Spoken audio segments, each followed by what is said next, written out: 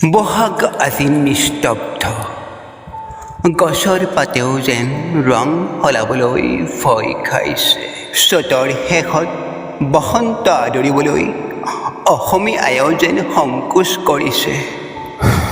কিবা এটা নাই, বহুত ডাঙৰ কিবা এটা নাই।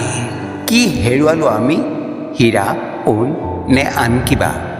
হীৰা সোণতকৈ অধিক মূল্যৱান, সাগৰ তলৰ মণিমুকুতা মাণিকতকৈ উজ্জ্বল আমাৰ জুবিন দা। আজি প্ৰকৃতিয়েও যেন হিয়া উজাৰি কান্দিছে। কুলি চৰাইৰ মাততো নাই সেই আনন্দ।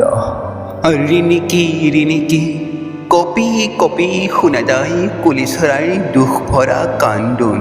এইবাৰৰ বসন্ত সঁচাই উকাও কলদিদা। তুমি কোৱাৰ দৰে এনি টিভিটো তোমাক দেখোঁ, তুমি কৰি যোৱা অনুষ্ঠানবোৰো চাওঁ, কিন্তু সেই দেহ মন কঁপাই তোলা জীৱন্ত মায়া আৰু কেতিয়াও অনুভৱ কৰিব নোৱাৰিম। শুনিব নাপাম গীতৰ মধুৰ কলি, নাপাম কবিতাৰ সুৰভিত ছন্দ। তুমি বিহীন এইটো প্ৰথম বহাগ। আগতে বিহুত নাহৰ ফুলিছিল আনন্দৰে, এইবাৰো ফুলিছে সঁচা, কিন্তু সিও যেন কান্দিছে, তাৰো মন সেমেকা। নহ'বনো কিয়? বিহুৰ মঞ্চত তাৰ নাম ল'বলৈ তুমিয়ে যে নাই। সঁচাই আজি চ'তেও কান্দিছে, ঢোলৰ মাতত পেঁপাৰ সুৰত। বহাগৰ আগমনিও আজি আধৰুৱা।